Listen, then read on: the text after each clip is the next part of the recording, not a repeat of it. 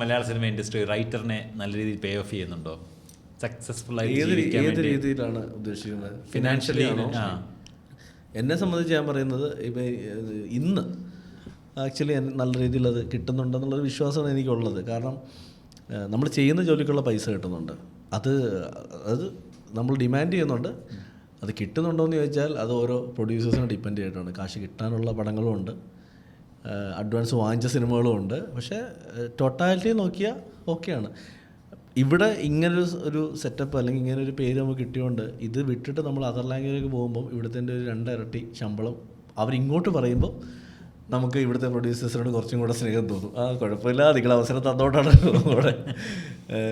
ഇപ്പം എനിക്ക് തോന്നുന്നു പേഴ്സണലി ഓക്കെയാണ്. അത് എനിക്കറിയില്ല, എല്ലാവരുടെയും കേസ് എനിക്കറിയില്ല. പക്ഷേ ഞാൻ ഹാപ്പിയാണ്.